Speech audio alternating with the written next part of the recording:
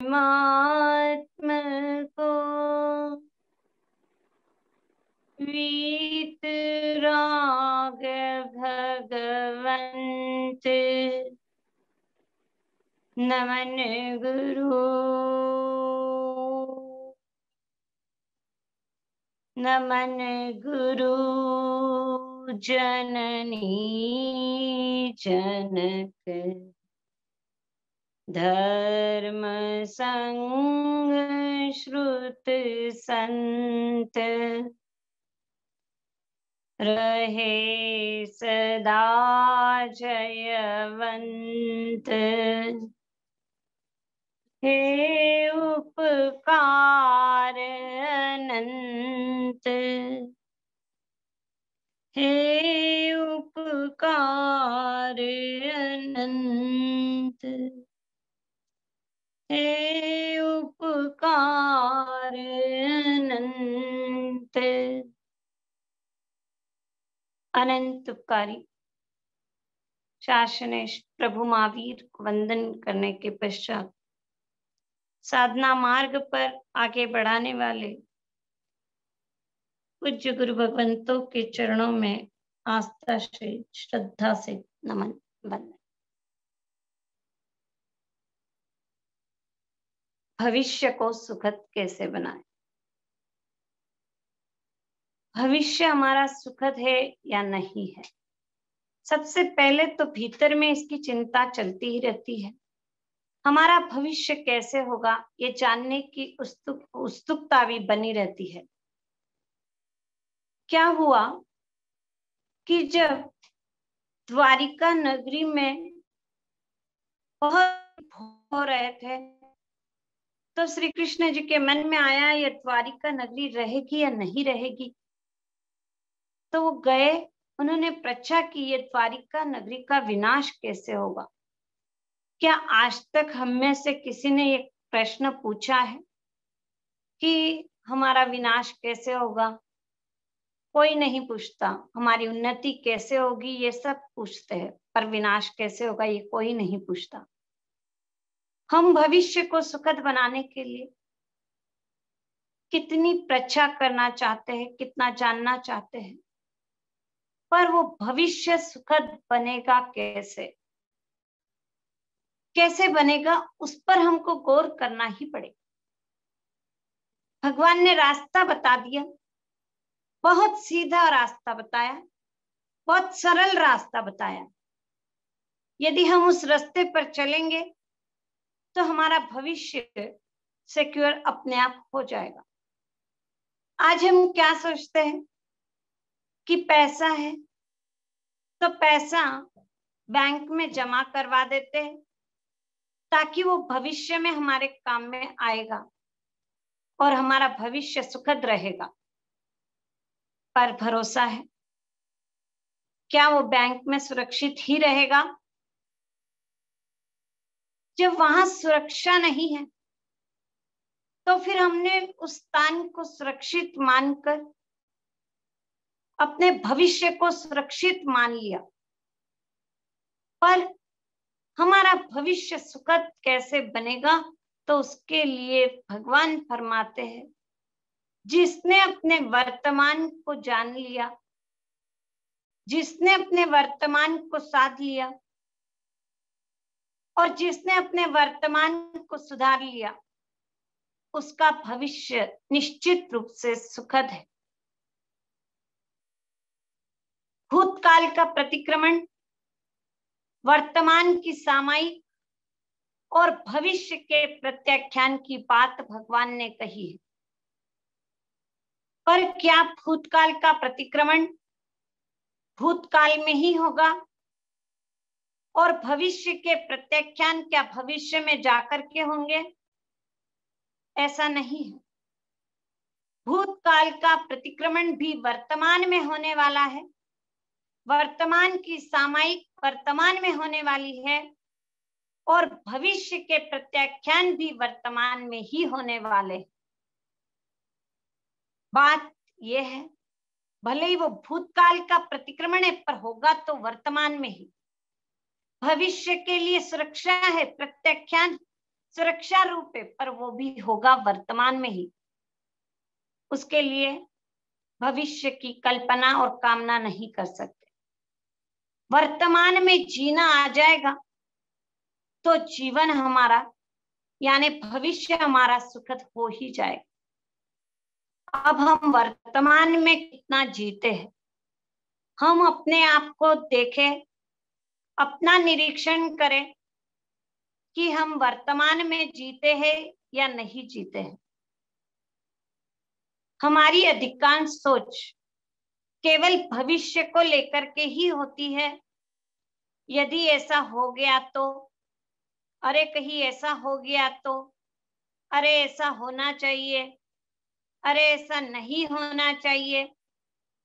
जो जो भूतकाल में अच्छा घटित हुआ, उन परिस्थितियों से राग हुआ, तो हम सोचते भविष्य में भी ऐसा होना चाहिए। और जो भूतकाल में हमको अच्छा नहीं लगा था, तो लगता है भविष्य में भी ऐसा नहीं होना चाहिए। तो हम क्या करने लगे, केवल मात्र राग और द्वेष करने लगे। भूतकाल की घटनाओं से जो जो अच्छी लगी उससे राग किया, तो भविष्य में वैसी होनी चाहिए, राग जगाया। भूतकाल में जिनसे द्वेष जगाता, भविष्य में वैसी नहीं होनी चाहिए, उनके प्रति द्वेष भीतर में जगता है। तो हम राग और द्वेष के डोल हिंडे में ही झूलते रहते हैं, झूलते रहते हैं। अब हमको ये जो कला आत्मसात करनी है, वो वर्तमान में जीने की कला आत्मसात करनी है। और वर्तमान में हम कब जी पाएंगे, तो बताया कि हमारी जो क्रिया है, हमारी भाव क्रिया हो जाए। यानी भाव क्रिया में महत्वपूर्ण बिंदु है कि हम वर्तमान में जिए और फिर जागृति पूर्वक जिए, तो हम वर्तमान में जी सकते हैं। पर क्या स्थिति है, शरीर कहीं और चलता है, मन कहीं और चलता है। जब दोनों एक साथ नहीं चलते तो हम वर्तमान में नहीं जी पाते हैं। यानी कि शरीर से हम कोई क्रिया कर रहे हैं और मन और कहीं भटक रहा है। हम स्वाध्याय कर रहे हैं और मन कहीं और भटक रहा है। हम किचन में मान लो कोई काम कर रहा है तो वहां काम कर रहे हैं, पर मन में कुछ और घाट घुट चल रही है। तो ये जो तन और मन का जो फासला है, इस फासले से हम वर्तमान में नहीं जी पाते हैं। हम क्या कर रहे हैं, अधिकांश तौर पर केवल कल्पनाओं का ताना बाना बुनते रहते हैं। कल्पनाओं का ताना बाना किस तरह बुनते हैं, तो बताया कि एक भाई कहता है, अरे मेरे पास एक भैंस होगी। तो दूसरा कहता है, मेरे पास एक खेत होगा। फिर वो कहता है, पहला भाई, मेरे पास जो भैंस होगी उसको मैं चराने ले जाऊंगा। तो वो बोलता है, अच्छा कहाँ ले जाएगा? तो बोले, क्या सोचने की बात है, तेरा खेत है ना, वहीं आ जाऊंगा। और सामने वाला सुनता है और लड़ाई कर बैठता है, तू क्या ऐसे कर रहा है, मेरे खेत में आ जाएगा? ये कोई सही बात है, ये कोई अच्छी बात है जो तू मेरे खेत में आ जाएगा? तो बोले, फिर क्या करूंगा? अब मुझे तो वही क्षेत्र पता है, चरने जो पशुओं को चराने ले जाते हैं, तो मैं उसी क्षेत्र में आ जाऊंगा। और दोनों में हाथापाई हो जाती है। तो दूसरा आता है एक भाई और कहता है, तुम क्या कर रहे हो? बोले, भाई हमारी लड़ाई चल रही है, ये कह रहा है कि मैं मेरी भैंस को तेरे खेत में ले आऊंगा। अरे भाई मुझे बताओ, कहाँ है तेरी भैंस और कहाँ है तेरा खेत? तो दोनों हाथ लगाते हैं सिर पे, अरे अभी तो कोई खेत नहीं, कोई भैंस नहीं। कल्पनाओं में भूल जाते हैं। हम वास्तविक जीवन को कल्पनाओं में भूल जाते हैं। यानी कि भूतकाल की ममता होती है, भविष्य काल की कल्पना होती है, और वर्तमान काल अपना होता है, पर हम वर्तमान में जीते नहीं है। और एक पंक्ति याद आ गई, जिस देश का वर्तमान अपने अतीत से सबक नहीं लेता है, जिस देश का वर्तमान अपने अतीत से सबक नहीं लेता है, उसका भविष्य फूट फूट कर रोता है। हमारी क्या स्थिति है? हम क्या करें कि भूतकाल में जो घटनाएं घटित हुई, उन घटनाओं से शिक्षा ग्रहण करें, पर हम भूतकाल की घटनाओं से शिक्षा ग्रहण नहीं करते और भूतकाल की घटनाओं को हमारे ऊपर हावी कर लेते हैं। उन बातों को हम इतना याद रखते हैं, हम उसको अपने आप को उन बातों से भर लेते हैं, फिर कहते हैं हमको याद नहीं रहता है। क्या याद रहेगा? हम क्या करने लगे? हमको याद नहीं रह सकता, क्योंकि हमने भूतकाल की घटनाओं को इतना याद रख लिया, इतना याद रख लिया कि अब स्टोरेज कैपेसिटी कंप्लीट हो गई है, तो अब नई बातों को, अच्छी बातों को कैसे याद रखें? तो हम जो भूतकाल का प्रतिक्रमण जो भगवान ने कहा है, तो भूतकाल का प्रतिक्रमण ऐसे ही होगा कि भूतकाल की घटनाओं से शिक्षा ग्रहण करें कि अरे ये अच्छा नहीं किया था, और ये जो घटना घटित हुई थी इसमें मेरी क्या गलती थी, तो उसका प्रायश्चित ले, उसकी शुद्धि करे, और तब क्या होगा कि आने वाला भविष्य सुखद होगा। क्योंकि जब तक भीतर में रहे हुए कर्मों को हम समाप्त नहीं करेंगे, ये कला हम नहीं सीखेंगे, उदय में सहज रहने की कला नहीं आएगी, तो कभी भी हमारा भविष्य सुखद नहीं हो सकता। भविष्य को सुखद बनाने के लिए हमको जो कर्म का उदय है, उस कर्म के उदय में सहज रहने की कला आत्मसात करनी होगी। अब एक भाई बोता है नीम और एक बोता है आम। अब नीम बोया तो उसका कैसा फल मिलेगा सब जानते हैं। नीम है तो कड़वा ही मिलेगा, मीठा नहीं मिल सकता। और आम बोया है तो कैसा फल मिलेगा? मीठा ही मिलेगा, कड़वा नहीं मिलेगा। अब जो नीम बोया उसको अब समझ में आया कि मैंने ये जो भूतकाल में नीम बोया है, अरे ये जो मैंने नीम बोया ये तो अब नीम कड़वा फल देगा।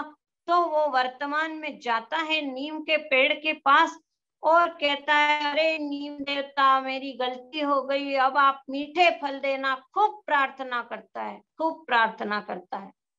मिल जाएंगे उसको भविष्य में मीठे फल? मिल जाएंगे? नहीं मिलेंगे। क्यों नहीं मिलेंगे? क्योंकि जो बीज बोया है, कड़वा बीज बोया है, तो फल भी उसका कड़वा ही मिलेगा। और मीठा बीज बोया तो उसका फल मीठा ही मिलेगा। हम बीज कैसा बो रहे हैं? जैसे मेरी भूतकाल में गलतियां हुई है, और जो गलतियां हुई, जो मैंने बीज बोया, आज वो उदय में आया, आज उसकी फसल हमारे सामने है वर्तमान में। और वर्तमान में यदि उस फसल को काटने में यदि हमने स्खलना कर दी, गलती कर दी, उस फसल को काटने में हमने सावधानी नहीं रखी, और उस फसल को काटते हुए जो हमने लापरवाही बरती, उससे क्या हुआ कि जो बीज बोए गए, जो बीज गिरे और जो बीज पुनः बोए गए, तो भविष्य में वो दुखद फल ही सामने लाने वाले हैं।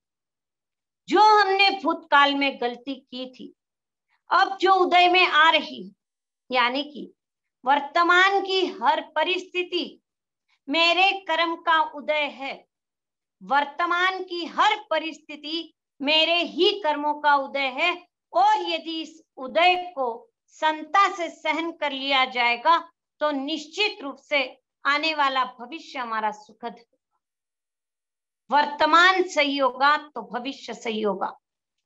वर्तमान में यदि प्रायश्चित कर लिया गया, उसकी शुद्धि कर ली गई, तो फिर भविष्य निश्चित अच्छा है, निश्चित अच्छा है। पर हम क्या करते हैं? हम केवल बाहर भटक रहे। जो लोग करना चाहते हैं, जो दुनिया कर रही है, वो हमको करना है। व्यक्ति क्यों जी रहा है? धन कमाने के लिए, परिवार चलाने के लिए। हमारा जीने का उद्देश्य क्या है? सबसे पहले हमको इस पर गौर करना चाहिए हमारा जीवन जीने का उद्देश्य है ही क्या? जब तक लक्ष्य स्पष्ट नहीं होगा, हम उस गहराई तक नहीं पहुंच पाएंगे। इस जीवन की सार्थकता तभी हो सकती है जब लक्ष्य स्पष्ट रहे। इस जीवन का लक्ष्य क्या है?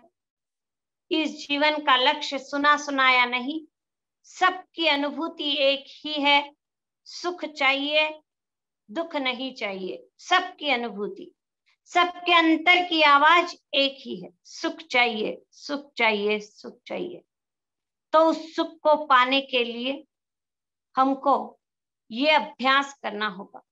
सुख के लिए कल्पनाओं का ताना बाना बुनना बंद करना होगा और भविष्य की जो कामनाएं हैं कि ऐसा होना चाहिए, ऐसा करना है, इन कामनाओं को समाप्त करना होगा। तो हमारा भविष्य सुखद हो सकता है और वर्तमान का सदुपयोग करना होगा। क्या बताया?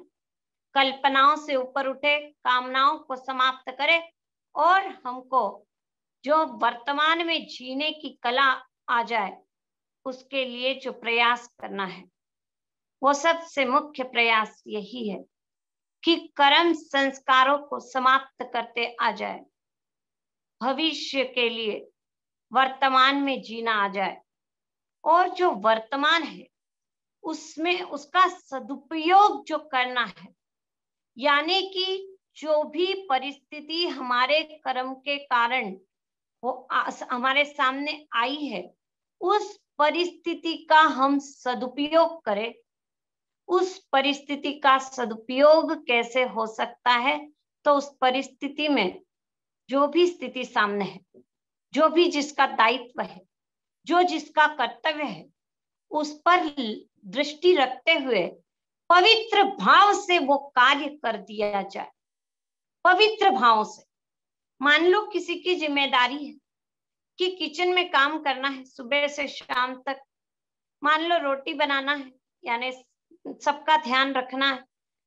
तो उसमें जो हमारे भीतर रोना चल रहा है, मैं ही काम करती रहूंगी क्या, बाकी लोग तो कुछ करते नहीं है, बाकी लोग कुछ देखते नहीं है। तो जो हम रोना शुरू करते हैं, वर्तमान में जब हम जी नहीं रहे, हम सिर्फ रो रहे हैं, क्या मैं ही करती रहूंगी। ये जो वर्तमान में हम रो रहे हैं, ये भविष्य के लिए कैसे बीज बो रहा है। क्या हम मीठा फल मिलेगा इसका या कड़वा फल मिलेगा इसका? हम जो भी कार्य कर रहे हैं उसमें यदि हम प्रसन्नता पूर्वक करें और यदि उस कार्य को प्रसन्नता पूर्वक करते हुए सबके भले के लिए सोचे, सबके साता के लिए सोचेंगे, सबकी स्वस्थता की कामना करेंगे, तो हमको अपने लिए कुछ भी करने की आवश्यकता नहीं है। जिसके पास पुण्य का विशेष संचय है, उसके लिए तो वर्तमान भी अच्छा, भविष्य भी वो अच्छा बना सकता है। और जिसके पास पुण्य का संचय नहीं है, तो उसको कुछ प्राप्त नहीं हो सकता। और यदि हम वर्तमान परिस्थिति का सदुपयोग करने के लिए हर क्षण मंगल भाव, हर क्षण मंगल भाव, हर क्रिया में मंगल भाव रखेंगे, तो वर्तमान में जीने का जो आनंद है, वर्तमान क्षण, भविष्य भी वर्तमान ही होता है। भविष्य में जाते नहीं हम, वो भी वर्तमान बनता है, तब उस वर्तमान में हम जीते हैं। तो उस वर्तमान का कितना आनंद आ सकता है। हर घटना में उस आनंद का अनुभव ये जीव कर सकता है। देखिए, किसी को यदि जोधपुर जाना है तो वो क्या सोचता है, मुझे जोधपुर जाना है, मुझे जोधपुर जाना है, मुझे जोधपुर जाना है। कब तक सोचेगा? जब तक वो जोधपुर नहीं पहुंचता तब तक सोचेगा मुझे जोधपुर जाना है। और जब वो जोधपुर पहुंच गया तो फिर वो सोचेगा क्या कि मुझे जोधपुर जाना है? नहीं सोचता है ना। बस वैसे ही हम जब तक सोचते रहेंगे हमको समता में जीना है, समता में जीना है, समता में जीना है, तब तक समझना हम समता से दूर है। जो कामना, जो हम सोच रहे, भविष्य के लिए सोच रहे, हम समता में रहे, हम समता में रहे, जो हम भविष्य के लिए सोच रहे, तो वर्तमान में हम उससे दूर हैं और हम उसको जीने लग गए। हम समता में स्थित है इस समय, तो वर्तमान में जब हम हैं तो फिर उसकी अनुभूति इस क्षण है, तो उसकी कामना हम भविष्य के लिए कर सकते कि ऐसा मिल जाए, ऐसा मिल जाए। यदि हम बीमार हैं और सोचते हैं, बीमार व्यक्ति ही सोचेगा मैं स्वस्थ हो जाऊं, मैं स्वस्थ हो जाऊं, मैं स्वस्थ हो जाऊं। स्वस्थ व्यक्ति सोचता है मैं स्वस्थ हो जाऊं, नहीं, यानी जो दूर है वो सोचता है, यानी हम दूर रहेंगे, उस चीज का अनुभव नहीं करेंगे, वर्तमान परिस्थितियों का सदुपयोग नहीं करेंगे, तो केवल हम भविष्य की कामना और कल्पना ही करते रहेंगे। हमको ऐसा होना चाहिए, अरे हमको ऐसा करना है, अरे ऐसा करना है, अरे वर्तमान में करना है। अब भविष्य पर किसी बात को डालना नहीं। क्या भविष्य हमारे हाथ में है? भविष्य हमारे हाथ में है, ये नहीं है कि भविष्य हमारे हाथ में नहीं है। भविष्य तो हमारे हाथ में ही है। यदि वर्तमान सुधर गया तो हमारा भविष्य सुधर गया, और वर्तमान को सुधारने के लिए वर्तमान में हमारी परिणति सही हो, वर्तमान में हमारे भाव सही हो, वर्तमान में हमारे अध्यवसाय सही रहे, तो हम मन पुण्य की कमाई कर लेंगे। वचन से अच्छा बोलेंगे वर्तमान में तो वचन पुण्य की कमाई करेंगे, काया से अच्छे कार्य करते रहेंगे तो काया पुण्य की कमाई वर्तमान में करते रहेंगे। किसी को अन्न पान लयन शयन वस्त्र देंगे तो वर्तमान में इस पुण्य की कमाई कर सकते हैं। तो जो पुण्य हमारे हाथ में है, उस पुण्य का जितना संचय होगा और जितना वो संचय रहेगा, तो वर्तमान भी सही और भविष्य भी सही। तो हमको करना क्या है? बस हमारे भाव देने के हो जाए। हमारे भाव जब तक लेने के हैं तब तक हमको चिंता सताती रहेगी कि हमको चाहिए, ये चाहिए, ऐसा होना चाहिए, ऐसा चाहिए। इस चाहिए को हटा दीजिए। जब इस चाहिए को हटा देंगे और केवल मात्र जब चाहिए हट जाएगा, तो क्या स्थिति होगी हमारी? चाहिए हट गया तो हम केवल मात्र निस्वार्थ वृत्ति को अपना सकते हैं। तब फिर केवल देने के भाव हमारे रह सकते हैं। अभी तो हमारे भाव क्या है? अरे ये मिल जाए, अरे ये कोई दे दे, अरे ये कोई बताए। अब हम केवल देना सीख लेंगे, किसी से हमको कुछ चाहिए ही नहीं, तो हमारा भविष्य सुखद रहेगा। हम जितना देंगे, देने से ही हम आगे बढ़ सकते हैं। हमारे पास जो है उसे देना है, उसे बांटना है। शरीर मिला तो इस शरीर से किसी की सेवा कर दीजिए। सेवा नहीं करेंगे तो इस शरीर का सदुपयोग है ही क्या? इस शरीर का सदुपयोग सेवा के अलावा और कहीं सुंदर रूप से नहीं हो सकता। और मन मिला है, अनंत पुण्यवानी से मन मिला है, तो उस मन का सदुपयोग करना है। मन से सबके लिए शुभ भाव, शुभ भाव, शुभ भाव, 24 घंटे अच्छे भाव में रहे, तो मन का सदुपयोग हो गया। बुद्धि का सदुपयोग, जिसके पास बुद्धि है, तो जो जीव अज्ञानी है उनको रास्ता बताए, जिन जीवों को जरूरत है उनको रास्ता बताए, उनको आगे बढ़ाए, तो ये बुद्धि का सदुपयोग होगा। तो जो मिला है उसको केवल बांटना है। संसार की कोई वस्तु हमारे लिए नहीं होती।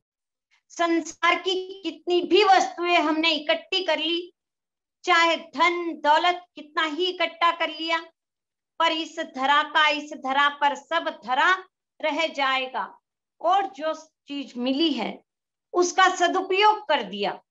संसार की जो वस्तुएं हमारे पास में आई, चाहे धन है, दौलत है, या जो भी वस्तुएं प्राप्त हुई, उसको यदि हम दे देंगे, किसी की आवश्यकता की पूर्ति कर देंगे, तो फिर सामाजिक स्वास्थ्य भी सही रहेगा और सामाजिक स्वास्थ्य के साथ जितना सदुपयोग करेंगे उतना हमारा जीवन सुखद होता चला जाएगा।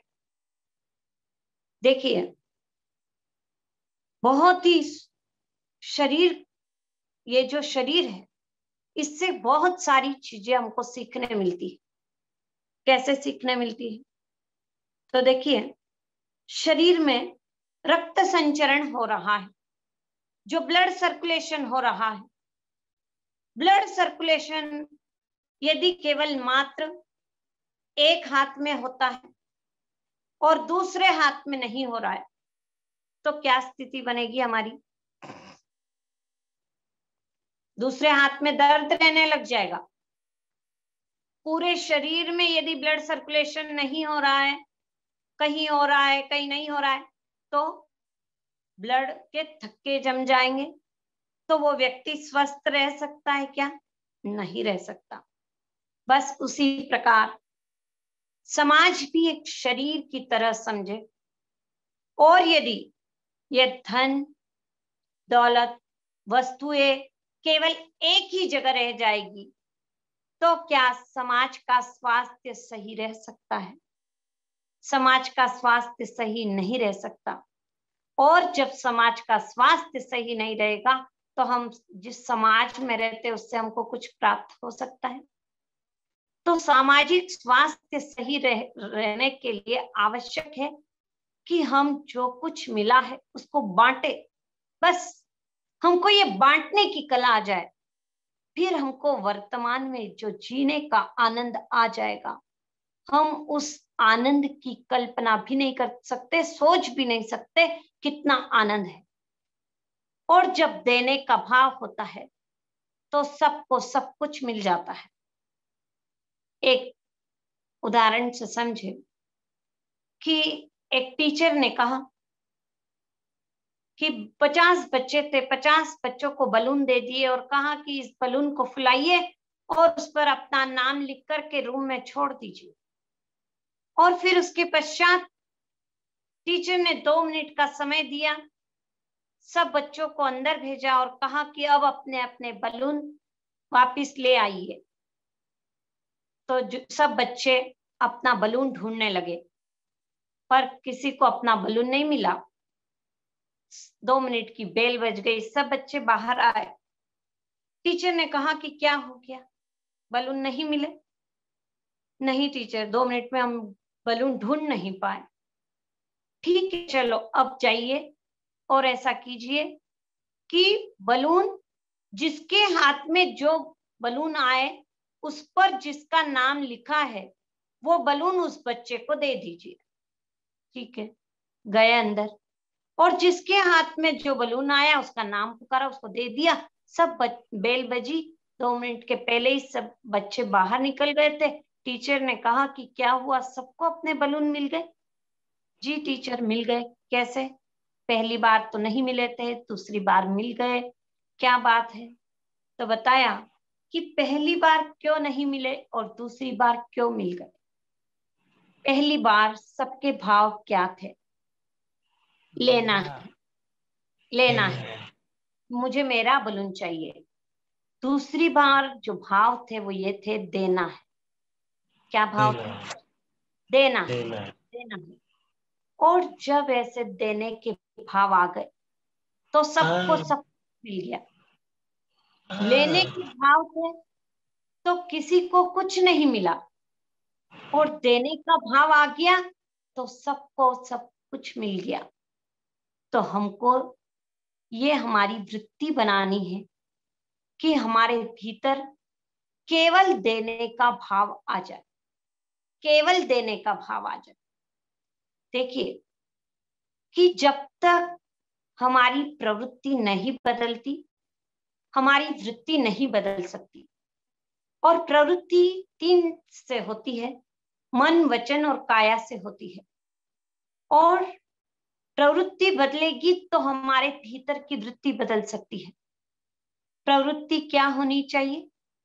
हमारी सबसे पहले जो काया के स्तर पर देखें तो हमारे काया के स्तर पर सम्यक आजीविका होनी चाहिए कि जो धन आ रहा है वो सही रास्ते से आए, न्याय नीति से आए, तो हम वर्तमान में शांति से रह सकते हैं और भविष्य शांतिमय हो सकता है। आज हमारी ईमानदारी नहीं है। मान लीजिए एक उदाहरण देखा, बहुत निकट से देखने का काम पड़ा, कि जो असत्य के रास्ते पर चलता है और ईमानदारी नहीं रखता है धंधे में, अपनी आजीविका में, तो उसके घर में जो धन आता है वो केवल कहाँ जाता है? हॉस्पिटलों में जाते रहता है। और जो धन अनीति से आया, अन्याय से आया, बेईमानी से आया, वो धन हमको कैसे शांति पहुंचा सकता है? हम भविष्य को सुखद बनाने की सोचते हैं, पर उसके लिए यदि वर्तमान में जागृति नहीं है, वर्तमान में हम यदि सत्य के राह पर नहीं चल रहे, वर्तमान में हम ईमानदारी नहीं रख रहे, कैसे भविष्य सुखद हो सकता है? कितना सत्य का बल होता है, कितनी ईमानदारी में शक्ति होती है कि वो धन आता है तो वो टिकता है और वो हमको स्वस्थता भी प्रदान करता है।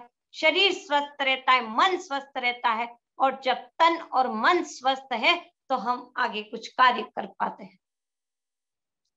क्या हम इतनी ईमानदारी से काम कर रहे हैं? जो भी कार्य कर रहे हैं, सम्यक आजीविका, सम्यक कर्म, यानी ये काया के स्तर पर जुड़ी हुई बात है। और जब ये काया के स्तर पर हमारा आचरण सही होगा, हम जो कुछ कार्य कर रहे हैं इतनी ईमानदारी के साथ कर रहे हैं। केवल फॉर्मेलिटी के लिए कार्य करते रहेंगे। मान लो कोई घर में कर रहा है कार्य, तो वहां पर केवल फॉर्मेलिटी, अरे परिवार में कर दो, तो वो क्या करता रहेगा? झिकता रोता करता रहेगा। उसका लाभ उसको मिलने वाला नहीं है। वो समय भी गया और भविष्य के लिए जो बीज बोए हैं वो भी दुख के ही बीज बोए हैं।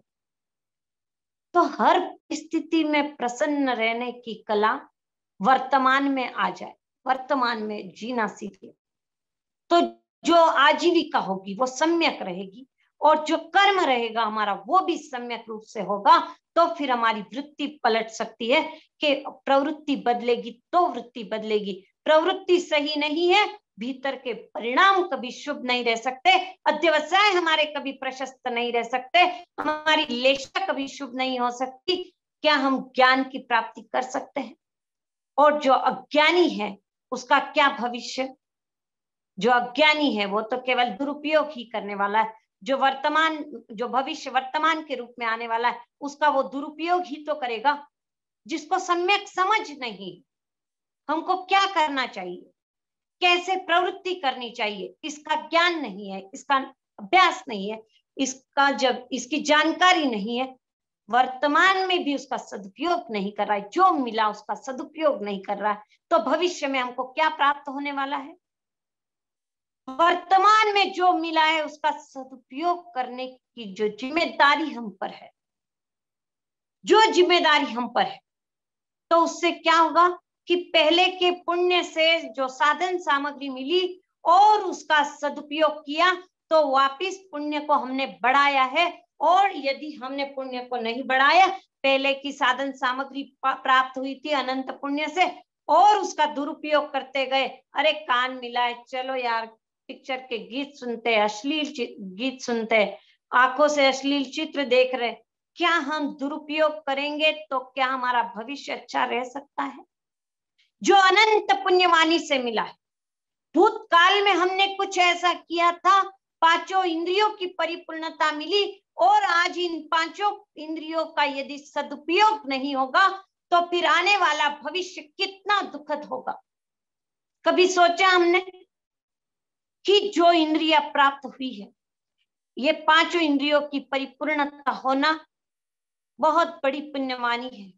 और जो ये पुण्यवाणी हमने बढ़ाई थी, आज इस पुण्यवाणी का दुरुपयोग कर रहे तो हम पाप का बंद कर रहे, इस पुण्यवाणी का दुरुपयोग कर रहे तो हम वर्तमान में पाप का बंद कर रहे, और पाप का बंद कर रहे तो ये भविष्य में हमको ये वस्तुएं कभी प्राप्त होने वाली नहीं।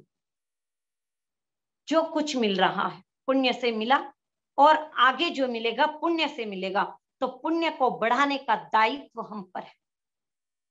क्या वो भाव जगे?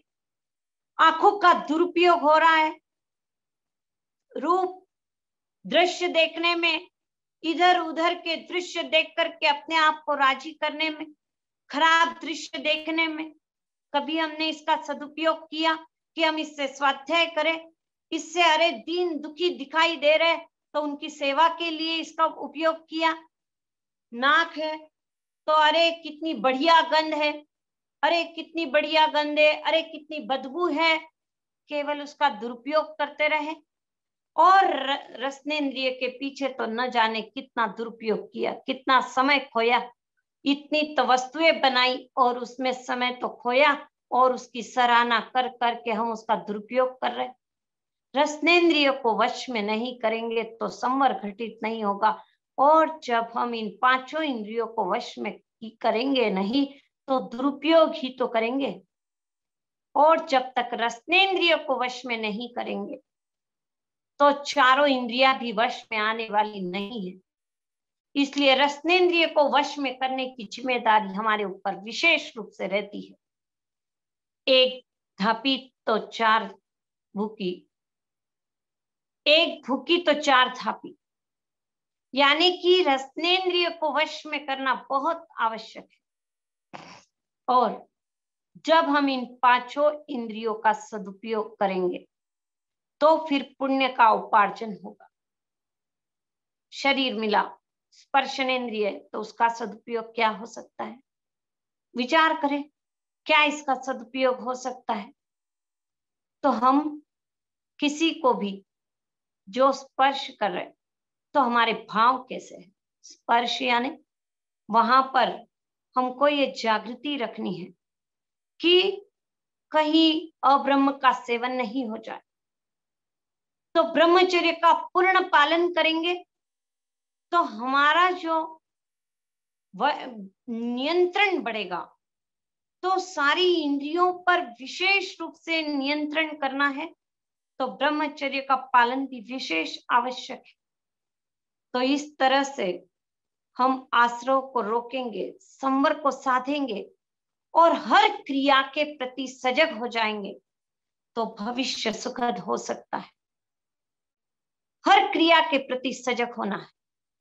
जो क्रिया कर रहे सबसे पहले ये देखे उसमें किसी का हित है, उसमें किसी का विकास है, उसमें किसी का कल्याण समाया हुआ है, तो हमको उस क्रिया को करना है।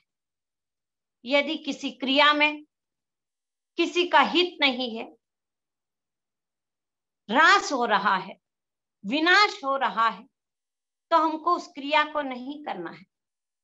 किसी के ह्रास से, किसी के विनाश से हम कभी आगे नहीं बढ़ सकते। गुरुदेव फरमाते हैं, हितकारी सुख देने में हिचकिचाना द्वेष है। किसी को हितकारी सुख देने में हिचकिचाना द्वेष है। क्या हमारे भीतर में अरे इसको सुख मिल गया तो, अरे मेरे इस कार्य से इसका तो भला हो जाएगा तो मैं ये कार्य ही नहीं करूं, तो हमने अपने वर्तमान में जो मलिन किए परिणाम, उसका फल हमको ही भुगतना पड़ेगा। उसको नहीं भुगतना पड़ेगा, उसका तो क्या होगा, उसके कर्म है, पर हमको तो उसका परिणाम भुगतना ही पड़ेगा। तो भविष्य के लिए अब हम जो सोचते हैं कि हम धन को सुरक्षित करें, तो धन को सुरक्षित करने का तरीका यही हो सकता है कि जो हमने किसी को दे दिया वो सुरक्षित हो गया, जो हमने किसी को बांटा है वो सुरक्षित हो गया, और जो बैंक में धरा है उसके सुरक्षा की कोई गारंटी नहीं है। हम क्या कर रहे हैं? हम केवल अपने आप को देखें। हम वर्तमान को कितना खराब करते हैं। हम निंदा में खराब करते हैं, हम चुगली में खराब करने लगते हैं, हम कलह करके वर्तमान को खराब करते हैं, हम क्रोध करके वर्तमान को खराब कर रहे हैं, हम भयभीत होकर के वर्तमान को खराब करते हैं, हम लोभ के कारण, ईर्ष्या के कारण, घृणा के कारण वर्तमान को खराब करते चले जाते हैं। और जिसको अपने भविष्य को सुखद बनाने की इतनी चिंता है तो उसको सबसे पहले वर्तमान के प्रति सजग होना होगा, वर्तमान के प्रति जागृत होना होगा।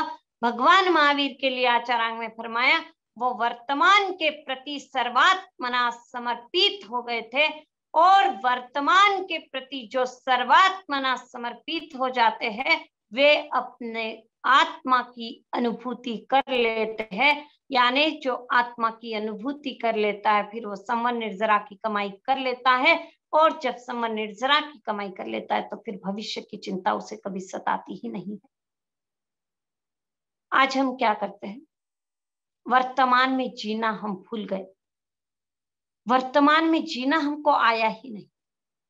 हम रात दिन भविष्य, रात दिन भूतकाल भविष्यकाल, भूतकाल भविष्यकाल, वर्तमान वर्ते सदा सो ज्ञानी जगमाई बोलते हम, पर रहते क्या, वर्तमान में वर्तन करते हैं क्या? वर्तमान वर्ते सदा, जो वर्तमान में वर्तन करता है वो ज्ञानी है।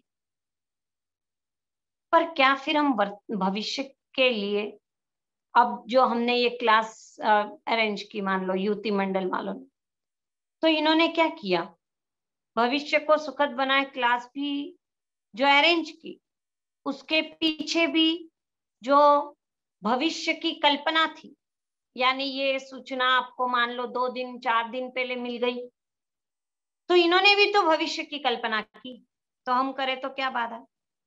और कोई भी कार्य बिना भविष्य के सोचे तो कैसे हो सकता है? तो बताया कि हमको भविष्य के लिए सोचना आवश्यक होता है, पर उसको कैसे सोचे इसका तरीका हमको जानना होता है।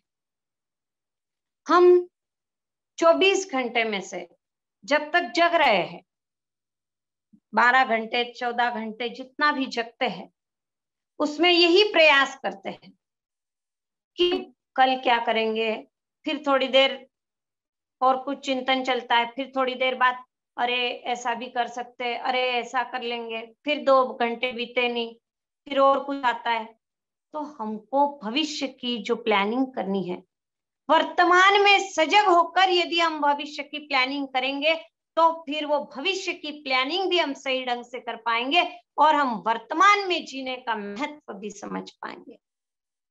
वर्तमान में जीएंगे कि अभी हमको भविष्य की प्लानिंग करनी है, तो वर्तमान में हम बैठ जाए, आधा घंटा भविष्य के लिए सोचे, तब भी हम वर्तमान में ही जी रहे हैं, क्योंकि हमारी जागृति है कि भविष्य में क्या करना है। पर हमारा तो अधिकांश समय बेहोशी में जाता है, और बेहोशी में हम भविष्य काल की बातें, भूतकाल की बातें कब सोच लेते पता भी नहीं चलता है। तो हमको इसके लिए अब सतत जागृति रखनी है कि हम वर्तमान में क्या कर रहे हैं। अब हम क्या किचन में हैं, तो उस समय जो हमारी जिम्मेदारी है, तो वर्तमान में हम जागृत नहीं रहेंगे तो क्या करते हैं, दाल भी बीनते हैं और भविष्य के लिए भी सोचते हैं, अरे ऐसा कर लेंगे वैसा कर लेंगे। तो क्या वो दाल अच्छी तरह से बीनी जा सकती है? नहीं बीनी जा सकती। सारी शक्ति लगा करके जो कार्य किया जाता है वो कार्य अच्छी तरह से पूरा होता है, पर जो कार्य हम कुछ आधा मन है, आधा मन तो बाहर भटक रहा है, और वो मन केवल भविष्य और भूतकाल में ही जाता है।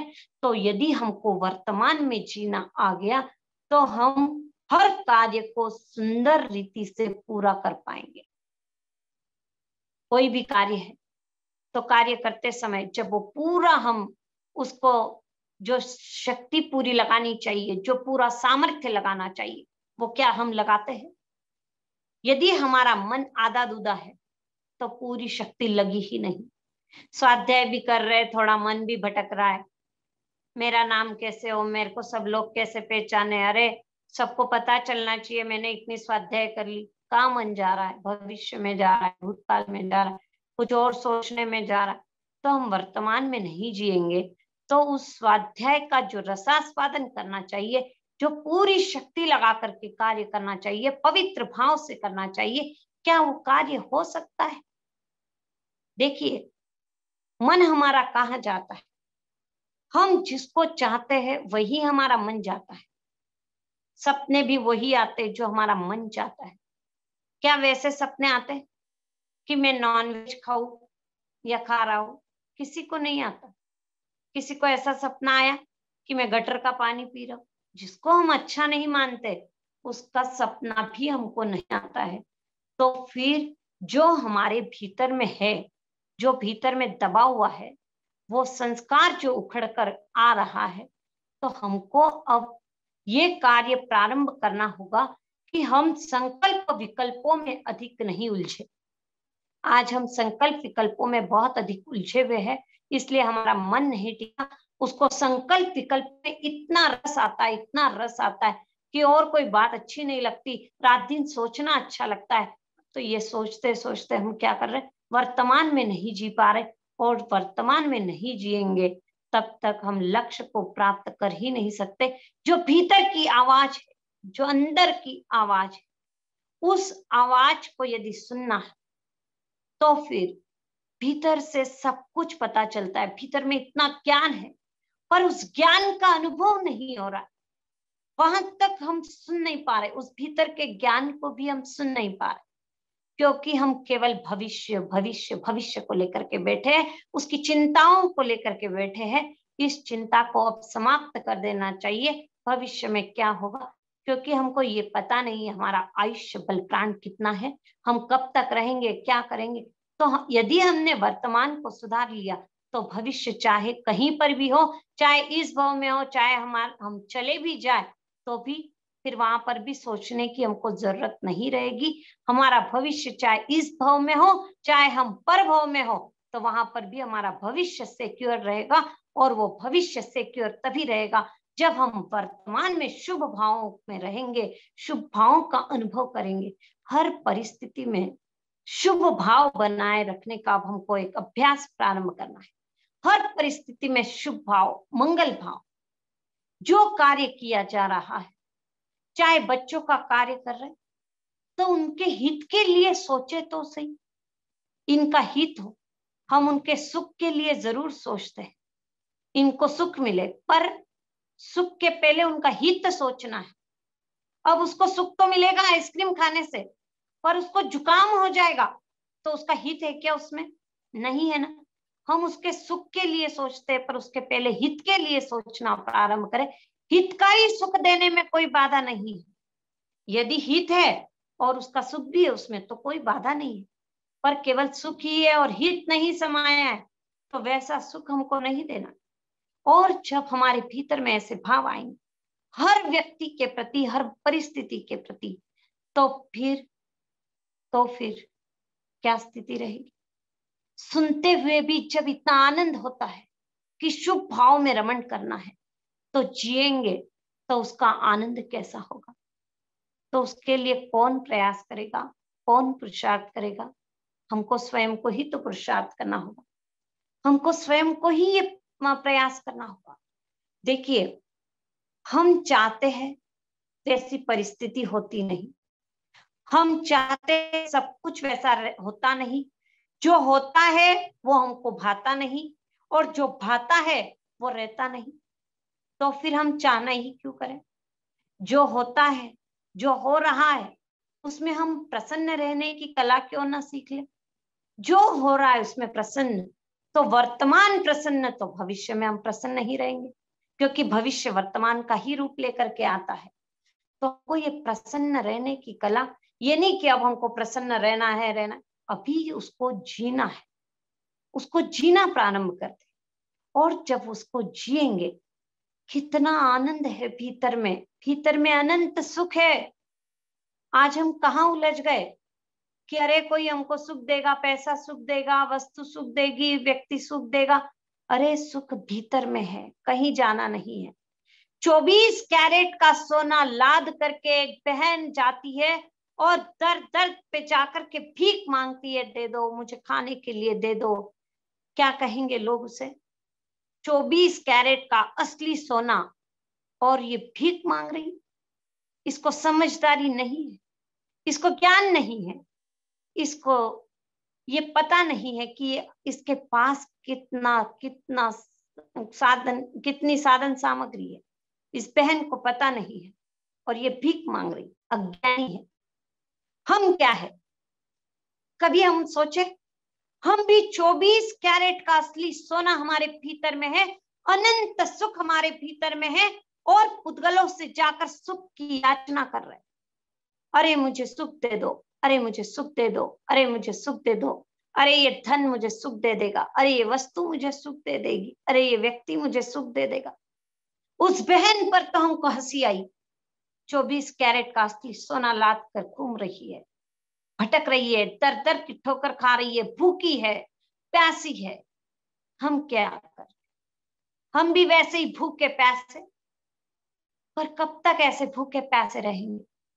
क्यों नहीं हम उस सोने की पहचान करें, उस असली सोने को जान ले, और उस असली सोने को जान करके इतना सुख भीतर में है तो उस सुख को सबके लिए वितरित करना प्रारंभ करें कि अरे जो सुख मुझे प्राप्त हुआ, जो अनंत सुख की जो मुझे पहचान हुई, उस सुख की पहचान सबको हो जाए, सबको हो जाए। देखिए, एक विवाद छिड़ गया। साधु क्या करुणा करते हैं, साधु तो किसी को रोटी नहीं देता, कोई उनके पास भूखा आ जाए तो वो उसको रोटी नहीं देते हैं और कुछ उसकी सेवा भी नहीं करते, इतना दर्द में करा रहा है, कुछ नहीं करते। तो उससे तो गृहस्थी अच्छे कि जो कम से कम रोटी तो देता है, उसको करा है तो उसकी वेदना में थोड़ी सेवा तो कर देता है। तो बताया, बहुत सुंदर समाधान किया लोढ़ा साहब गुरुजी ने कि जो करुणा गृहस्थी करता है वो सामान्य अनुकंपा करता है, पर जो साधु है वो जो करुणा कर रहा है, जो अनुकंपा कर रहा है, वो विशेष अनुकंपा कर रहा है। वो जो गृहस्थी सामान्य अनुकंपा कर रहा है, यानी वो रोटी दे देगा, सेवा कर देगा, पर साधु क्या करता है, इसको रोटी क्यों नहीं मिली, इसको ये दर्द क्यों हुआ, इसके कारण को मिटाने की चेष्टा करता है। और जब वो इस चेष्टा में लगा रहता है तो वो कितनी विशेष अनुकंपा करता है। साधुओं की अनुकंपा विशेष अनुकंपा कही जाएगी, यानी गृहस्थी से कितने ऊपर की अनुकंपा है। हम तो केवल मात्र पत्तों को तोड़ने का प्रयास कर रहे, पर वो तो सारे मूल को ही खत्म कर रहा। राग द्वेष इसका मूल था, तो उसको समझाता है राग नहीं करना, द्वेष नहीं करना, असाता नहीं बांधनी है, सबको साता पहुंचानी। तो वो तो विशेष अनुकंपा कर रहा है। तो जो धन देते हैं वो अनुकंपा तो करे ही, गृहस्थी के लिए तो बताया ही है कि दान तो उसको करना ही है, क्योंकि 6 कार्य जो आवश्यक है गृहस्थी के, उनमें दान भी है। तो दान किए बिना तो गृहस्थी कभी आगे बढ़ ही नहीं सकता, क्योंकि जो धन कमाया है समाज से कमाया, तो समाज को वितरित करना ही चाहिए, देना ही चाहिए। तो जो प्रवृत्ति है, हम जो देख रहे थे कि प्रवृत्ति बदलेगी तो वृत्ति बदलेगी, तो प्रवृत्ति को बदलने के लिए कर्म देख रहे थे, क्रिया देख रहे थे कि सम्यक आजीविका हो, सम्यक कर्म हो, वाणी के स्तर पर सम्यक वचन हो, यानी थोड़ा बोले, मीठा बोले, इन गुणों को हम आत्मसात करें और मन की बात बताई तो मन को वश में करेंगे तो हमारी प्रवृत्ति सही रहेगी। और जब हमारी प्रवृत्ति सही रहेगी तो हमारी वृत्ति भीतर से बदलेगी। फिर उस वृत्ति में जो परिवर्तन आएगा, जो रूपांतरण आएगा, वो तभी आ सकता है क्योंकि यदि मान लो मन, वचन और काया से हम सही कार्य कर ही नहीं रहे तो कैसे हमारी वृत्ति बदलेगी। तो हम थोड़ा थोड़ा क्यों न हो प्रारंभ करें। बस ये जीवन बांटने के लिए मिला है, जो हमारे पास है उसे देना है।